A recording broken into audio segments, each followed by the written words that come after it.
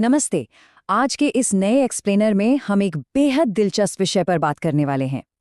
अक्सर हम generative AI के साथ चैट करते हैं, लेकिन क्या इसे महज एक किस्मत के खेल से निकालकर एक प्रॉपर व्यवस्थित विज्ञान में बदला जा सकता है? बिल्कुल। प्रॉम्प्ट इंजीनियरिंग कोई जादू टोना नहीं है, बल्कि ये इंसानी रचनात्मकता और तकनीकी समझ का एक बहुत ही शानदार मिश्रण है। तो चलिए इसे गहराई से समझते हैं। अब सबसे पहले मन में ये सवाल आना बहुत लाजमी है। सोचिए, ऐसा क्यों होता है कि कभी-कभी एआई का जवाब एकदम सटीक, किसी जादू जैसा लगता है और अगली ही बार वो एकदम बेतुकी बातें करने लगता है। मतलब पूछा कुछ और, बता कुछ और रहा है। दरअसल एक आम चैटबॉट यूजर होने और उसमें पूरी महारत हासिल करने के बीच का जो फासला है, वो इसी सवाल के जवाब में छिपा है। तो इस पूरे कॉन्सेप्ट को डिकोड करने के लिए आज का हमारा ब्लूप्रिंट कुछ इस तरह का रहेगा। पहले हम प्रॉम्प्टिंग की कला और विज्ञान को समझेंगे, फिर एक अच्छे प्रॉम्प्ट के घटकों पर बात करेंगे। उसके बाद बेहतर परिणामों के लिए कुछ पैटर्न्स, आम गलतियों को सुधारने के तरीके और आखिर में एडवांस्ड रणनीतियों पर नजर डालेंगे। चलिए, बिना समय गवाए अपने पहले हिस्से से शुरू करते हैं, प्रॉम्प्ट इंजीनियरिंग की कला और विज्ञान। देखिए, ये सिर्फ कीबोर्ड पर उंगलियां चलाने या कुछ टाइप कर देने भर का काम नहीं है। असल में प्रॉम्प्ट इंजीनियरिंग एक लार्ज लैंग्वेज मॉडल यानी एलएलएम को एक तरह से ट्रेन करने का प्रोसेस है। इसमें रचनात्मक विचारों और वैज्ञानिक मापदंडों को इस तरह से बैलेंस किया जाता है कि हमें एकदम परफेक्ट आउटपुट मिल सके। और हाँ, ये एक लगातार चलने वाली प्रक्रिया है। ये पूरी प्रक्रिया ना मिट्टी को कोई आकार देने जैसी है, जो एक कंटिन्यूअस लूप में चलती है। सबसे पहले दिमाग में एक आइडिया आता है, फिर हम उसका प्रॉम्प्ट डिज़ाइन करते हैं, उसे एआई मॉडल पर टेस्ट करते हैं और फिर जो रिजल्ट आता है उसके आधार पर फीडबैक देकर सुधार करते हैं। यही फीडबैक लूप एआई को बेहतरीन कोड या कंटेंट जनरेट करने के लिए एकदम ऑप्टिमाइज कर देता है। अब जब बेसिक्स क्लियर हो गए हैं, तो आगे बढ़ते हैं हमारे दूसरे हिस्से की तरफ, एक बेहद असरदार और बेहतरीन प्रॉम्प्ट के असल घटक या कंपोनेंट्स क्या होते हैं। यहाँ एक बहुत ही दिलचस्प बात समझने वाली है। टेम्परेचर और टॉप पी जैसे पैरामीटर्स असल में एक कंट्रोल डायल की तरह काम करते हैं। अगर कोई ऐसा काम है जहाँ सिर्फ और सिर्फ फैक्ट्स चाहिए, जैसे कोडिंग या डेटा एंट्री, तो टेम्परेचर को 0 पर सेट कर दीजिए। और अगर कोई क्रिएटिव कहानी लिखवानी है, तो बस इस डायल को बढ़ा दीजिए। इसी तरह टॉप पी ये तय करता है कि जवाब में इस्तेमाल होने वाले शब्दों में कितनी वैरायटी होगी। है ना कमाल? अब इसे ऐसे समझिए, अगर ऑफिस में किसी नए इंटर्न को बिना कोई बैकग्राउंड दिए कोई अहम काम सौंप दिया जाए, तो क्या होगा? जाहिर है गड़बड़ ही होगी। इसीलिए ये तय करना बहुत जरूरी है कि हर प्रॉम्प्ट में एक स्पष्ट संदर्भ यानी कॉन्टेक्स्ट हो, एक सीधा निर्देश हो, सही इनपुट डेटा हो और आपको आउटपुट किस फॉर्मेट में चाहिए ये भी बताया गया हो। ऐसा करने से एआई के भटकने या गलतियां करने के चांस ना के बराबर रह जाते हैं। जरा दो अलग अलग तरह के निर्देशों के बारे में सोचिए। एक तरफ बस इतना कहा गया है, इस लेख का सारांश दें, और दूसरी तरफ एआई को एक पूरी भूमिका दी गई है, तरीके बताए गए हैं और साफ कहा गया है कि निष्कर्ष से शुरुआत करनी है। जाहिर सी बात है, जब निर्देश इतने सटीक, क्रिस्प और डिटेल में होंगे तो मिलने वाला जवाब भी बहुत ही प्रोफेशनल और टू द पॉइंट होगा। तो चलिए अब तीसरे सेक्शन पर चलते हैं। यहाँ हम उन पैटर्न्स या सांचों की बात करेंगे जो एआई से हर बार एकदम स्ट्रक्चर्ड जवाब निकालने की गारंटी देते हैं।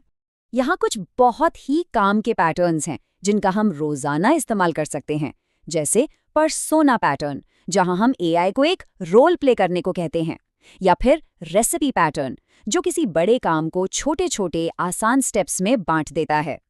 इन फ्रेमवर्क्स का इस्तेमाल करके चाहे डेटा एनालाइज करना हो या कंटेंट लिखना, काम बेहद आसान और सटीक हो जाता है। उदाहरण के लिए टेम्पलेट पैटर्न को ही ले लीजिए। अगर सिर्फ पेरिस ट्रिप प्लान करो कहा जाए, तो एआई कुछ भी फालतू और गैर जरूरी जानकारी दे सकता है। लेकिन अगर उसे एक फिक्स टेम्पलेट दे दिया जाए जिसमें दिन, जगह और समय का खाका पहले से सेट हो, तो एआई को मजबूरन अपना डेटा उसी जगह फिट करना पड़ता है जहां उसकी जरूरत है, एकदम सटीक, बिना किसी फालतू गपशप के। पर हाँ, सब कुछ हमेशा परफेक्ट नहीं होता। तो चौथे हिस्से में हम देखेंगे कि एक अच्छा फ्रेमवर्क होने के बावजूद कई बार एआई के आउटपुट पूरी तरह से फेल क्यों हो जाते हैं। देखिए, गलतियां अक्सर कहाँ होती हैं। कई बार प्रॉम्प्ट बहुत ही अस्पष्ट होते हैं या उनमें कॉन्टेक्स्ट की पूरी तरह से कमी होती है। और सबसे बड़ी दिक्कत तब आती है जब प्रॉम्प्ट को इतना ज्यादा जटिल बना दिया जाए कि उसमें विरोधाभासी बातें आ जाएं। ऐसे में एआई बुरी तरह कंफ्यूज हो जाता है और हेलुसिनेट करने लगता है, मतलब मनगढ़ंत और बेतुके जवाब देने लगता है। और हाँ, बिना टेस्ट किए एआई के जवाब पर आंख मूंद कर भरोसा कर लेना, ये तो सच में एक बहुत बड़ी भूल है। चलिए अब अपने आखिरी और सबसे एडवांस्ड सेक्शन की ओर बढ़ते हैं। अगर एआई की असली लॉजिक और रीजनिंग पावर को अनलॉक करना है, तो हमें कुछ एडवांस्ड रणनीतियों की जरूरत पड़ेगी ही। सबसे पहले बात करते हैं जीरो शॉट प्रॉम्प्टिंग की। इसे ऐसे समझिए कि किसी को सीधा काम दे दिया गया, बिना ये दिखाए कि वो काम करना कैसे है। इसमें एआई पूरी तरह से अपनी पहले से मौजूद प्री ट्रेन्ड नॉलेज का इस्तेमाल करता है। उसे कोई एक्स्ट्रा हिंट या उदाहरण नहीं दिया जाता, बस सीधा निर्देश। लेकिन असली जादू तब होता है जब हम फ्यू शॉर्ट प्रॉम्प्टिंग का इस्तेमाल करते हैं। यहाँ सीधे कोई मुश्किल टास्क देने से पहले मॉडल को 2-3 छोटे-छोटे उदाहरण दिए जाते हैं। इससे एआई तुरंत उस पैटर्न को समझ लेता है और जो फाइनल आउटपुट या अनुवाद हमें मिलता है, उसकी सटीकता कहीं ज्यादा बढ़ जाती है। और अगर सवाल बहुत ही पेचीदा हो, जैसे कोई मुश्किल गणित या रिश्तों का जाल सुलझाना हो, तब काम आती है चेन ऑफ थॉट स्ट्रैटेजी। इसमें एआई को सवाल को एक झटके में हल करने के बजाय स्टेप बाय स्टेप टुकड़ों में सोचने के लिए मजबूर किया जाता है। एक तरह से उसे जोर से सोचकर कदम दर कदम आगे बढ़ने का रास्ता दिखाया जाता है। इस तरीके से मुश्किल प्रॉब्लम भी आसानी से और लॉजिकली सॉल्व हो जाती है। खैर, इस एक्सप्लेनर के आखिर में एक बहुत ही अहम और विचारोत्तेजक सवाल उठता है। जब हम जेनरेटिव एआई को सिर्फ एक जादू नहीं, बल्कि एक प्रॉपर साइंस की तरह देखते हैं, तो काम करने की क्षमताएं असीमित हो जाती हैं। सोचने वाली बात यह है कि नए स्ट्रक्चर्ड टूल्स और सटीक फॉर्मूलों का इस्तेमाल करके आगे चलकर हम इंसान और मशीन के साथ मिलकर काम करने की सीमाओं को और कितना आगे बढ़ा सकेंगे। इसका जवाब तो भविष्य ही बताएगा, लेकिन शुरुआत आज से ही हो चुकी है। Are you ready to supercharge your interactions with AI and make it do exactly what you want? Yeah, because, usually when we talk about using artificial intelligence, we kind of treat it like a magic 8-ball. Right, exactly. You type this like quick, vague question, you shake it up, and you just sort of hope the answer isn't completely useless. And, well, when it inevitably gives a generic or, I don't know, unhelpful answer, our first instinct is to blame the machine. Totally. We assume that technology just isn't quite smart enough yet to handle what we need. But what if the problem isn't the machine at all? What if the problem is simply the way we're talking to it? Oh, absolutely. So our mission today on this deep dive is to shortcut your path to mastering AI. We're going to unpack the art and science of prompt engineering. Which is such a massive topic right now. It really is, and we're drawing all our insights today from this really comprehensive 2025 YouTube curriculum by Great Learning. It's appropriately titled Prompt Engineering 2025 Full Course. And honestly, this is rapidly becoming a non-negotiable skill. I mean, we have entirely moved past the days of treating AI like a generic search engine where you just plug in a few keywords. Yeah, those days are gone. Right. If you want to automate tedious tasks, analyze massive data sets, or, generate complex code, you gotta understand the mechanics of how to actually guide these large language models. I am so ready for this. Okay, let's unpack this because prompt engineering sounds incredibly technical. It does sound intimidating. It sounds almost like you need a computer science degree to pull it off. But really, we're talking about building a highly practical toolkit for you. We're turning this into your everyday superpower. Exactly. And the biggest mental shift to make, like right out of the gate, is realizing that prompting is not a one-off command. It's an iterative conversation. Yeah. That feedback loop is where the actual engineering happens. You conceive an idea, you design a prompt, the model generates a result, and then you have to test and refine that output. You are constantly in dialogue with the AI. You're essentially steering its probability engines by telling it what it got right, what it got wrong, and, how it needs to adjust its trajectory. It's like working with a brand new, incredibly brilliant, but wildly literal intern. That's a great way to put it. You can't just gesture vaguely at a spreadsheet. You have to tell them exactly what you need. Right, step by step. But before we even start typing words into the chat box, let's look at the environment we're actually working in. Our source material calls prompt engineering both an art and a science. Yes, that duality is so important. Let's break down why that exists. Well, the art is entirely the human element. It is your creativity, your intuition, and your domain expertise in conceiving the idea. Because you're the one with the context. Exactly. Yeah. You are the one who actually understands the real-world problem you're trying to solve. The science, however, that kicks in the millisecond you hit enter. You are interacting with a generative model, an LLM, that uses billions of parameters hidden in the back end to process your text, calculate probabilities, and predict the correct sequence of words to respond with. And here's the thing that absolutely blew my mind when looking through this curriculum. You can actually mess with the science part. Oh, yeah. There are hidden knobs and dials you can turn before you even write your first word. People really overlook this. Let's talk about these back-end parameters, starting with one called temperature. So temperature is a fundamental parameter that basically controls the randomness of the AI's response. Mechanically, it ranges on a scale from 0 to 1. Okay, 0 to 1. Right. And if you set the temperature up high, say between 0.7 and 0.8, you are mathematically instructing the model to be highly creative. I love how this works mechanically. It's like a creativity dial on an employee. Yeah. If I set the temperature down to 0, I'm getting a strict accountant, right?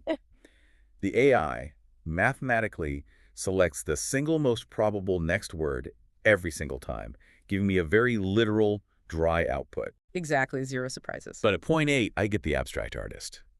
We are giving the system permission to occasionally pick, like, the third or fourth most probable word.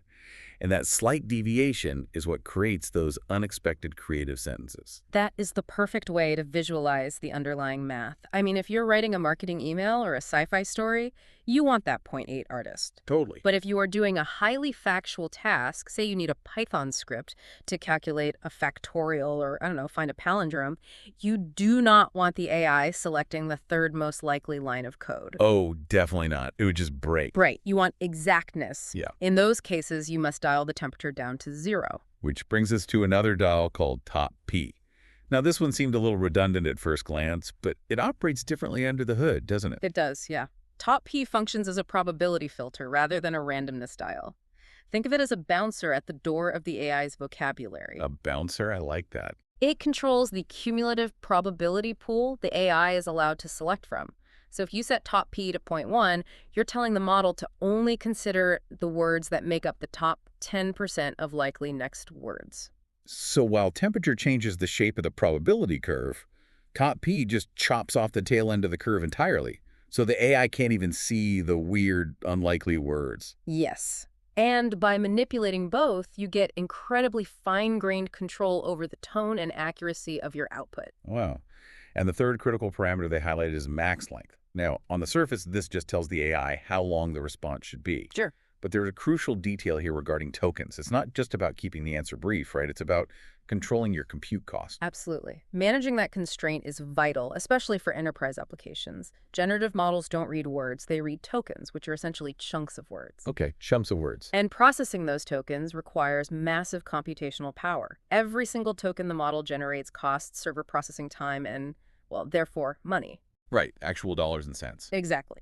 So by establishing a strict max length, you are directly capping the cost and computational efficiency of that specific query. Okay, so now you know how to tune the machine's back-end parameters. Yeah. We've got our dials set perfectly for the task. But how do you actually formulate the words you type into the box? That's the big question. Let's move from the back-end science to the structural front-end. What exactly is the anatomy of a perfect prompt? Well, a truly robust prompt is built on 4 non-negotiable anatomical components. You have context, instruction, input data, and an output indicator. 4 parts. Yeah. The trap most users fall into is only utilizing one of these, usually the instruction, and then they wonder why the resulting output is so mediocre. I am definitely guilty of this. We all are. Most of us just type, summarize this text. That's purely an instruction. But looking at the Tesla data analysis from our material, you can see how building out the full anatomy changes everything. Oh, completely. If you just command an AI to summarize, it has to blindly guess what kind of summary holds value for you. But watch what happens when you build the anatomy. Okay. First, you establish the context. So, I need a business report on Tesla's profits from 2020 to 2023. Second, the instruction, summarize the financial growth. Right. Third, you provide the input data, which is the actual raw business article or financial text. And finally, the output indicator. Give me the output formatted as a CSV table. It's the difference between walking into a kitchen and saying, make me food, versus saying, I am hosting a formal dinner party. That's the context. Bake a cake. The instruction using these specific ingredients on the counter, the input data, and serve it on a silver platter, the output indicates. Exactly. That precision eliminates the AI's need to guess. And we see this even more clearly in the sentiment analysis scenario they outlined regarding an OTT streaming platform. Yes, the streaming service example. In that scenario, they had a mountain of raw user feedback to process. Right. Super messy data. The context they provided was, act as an analyst for an OTT platform. Yeah. The instruction was, classify this feedback into neutral, positive, which means they are a promoter, or negative, meaning they are a demoter. Yep.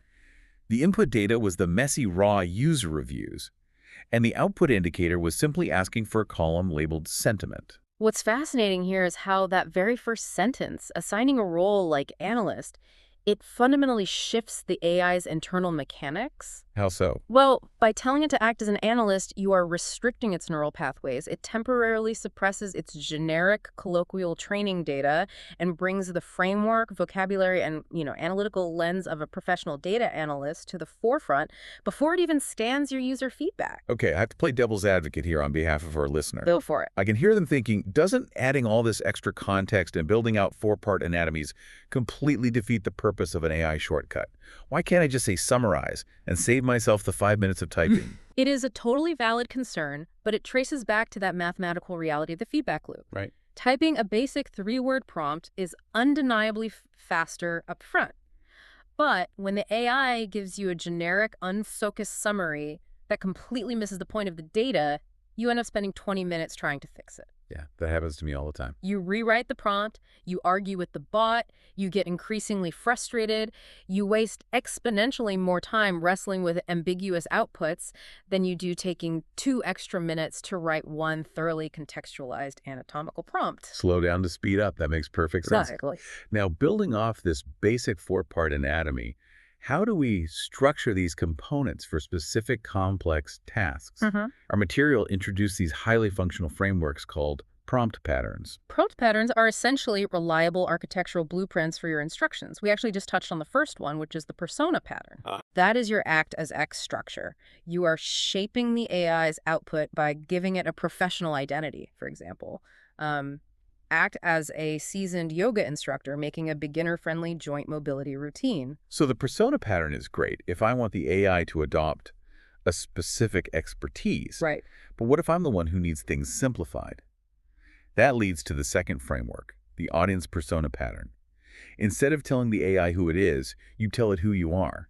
The blueprint is assume I am Y. Exactly. You shift the framing to the recipient. Here's where it gets really interesting, because the mechanics of this are wild. The examples they gave were things like, explain prompt engineering to me, but assume I am a 10-year-old. Right. Or explain the importance of eating greens. Assume I'm a skeptical child.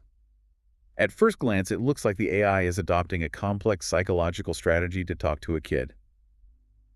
But mechanically, it's just statistics, isn't it? It is pure statistical probability. By defining the audience as a 10-year-old, you are forcing the AI to draw exclusively from the clusters of its training data that match that demographic's reading comprehension and vocabulary. Wow. You are narrowing the probability pool so drastically that complex jargon is mathematically excluded from the response. It's brilliantly simple. So persona patterns are great for text generation and communication. But what if I am not writing an email or explaining vegetables to a kid? What if I need to crunch numbers or test software? Right. That requires a totally different framework. Which brings us to the third pattern, the visualization generator. Okay. This pattern is primarily used for complex data tasks. You command the AI to generate highly specific synthetic data, perhaps formatting it into a tabular structure or a CSV file. Gotcha. The goal here isn't to read the output yourself, but to use the AI as a synthetic data engine to feed another tool, like a machine learning model or a specialized data analysis software, for testing purposes. Got it. You are using the AI to manufacture high-quality fuel for another machine. Nice. Now, moving from data to action plans. What if I have a massive goal, but I don't know where to start?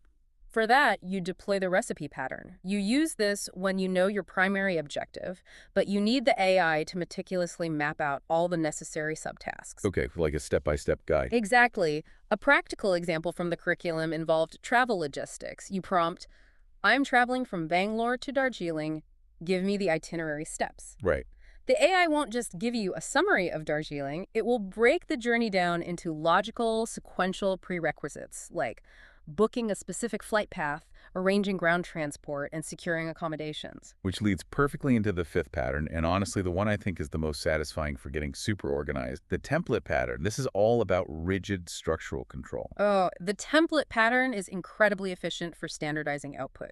You provide the AI with a rigid structure full of specific placeholders, and you demand that its generative output fits exactly within those boundaries. The example they gave was a Paris itinerary. You tell the AI you're visiting Paris, but you command it to output the information exactly like this, bracket, day bracket, colon. Visit, bracket, location, bracket, at bracket, time, bracket for bracket, activity bracket. And the LLM will perfectly populate those exact brackets. It will output Monday, visit the Louvre at noon for museum viewing. I love that. By using the template pattern, you force this massive, somewhat chaotic generative model to organize its vast knowledge into your strict, highly readable boundaries. It's so satisfying to get data back perfectly clean like that. Yeah. But we have to address the elephant in the room. Oh, definitely. What happens when these structured patterns aren't enough? What if the AI just isn't grasping the logic of your request?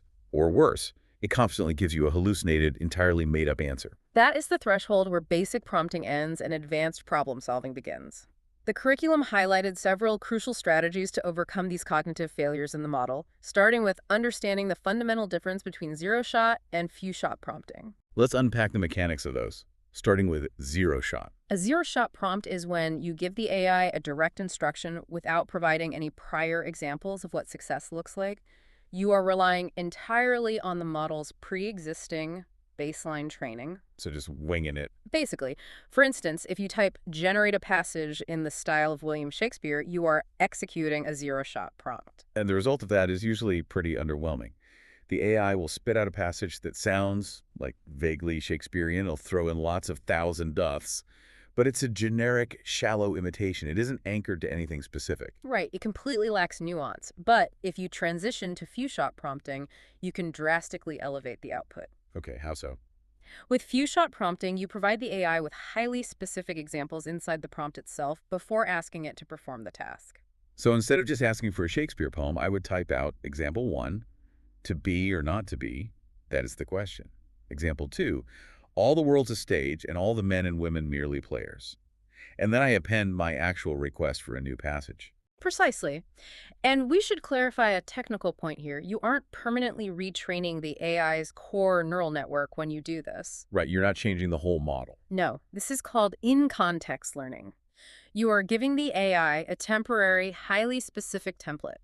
It uses your provided examples to temporarily shift its vector space for that single conversation, forcing it to mimic the specific cadence, meter, and imagery of the lines you provided, rather than defaulting to its generic idea of Old English. That makes total sense. It's a temporary structural guide.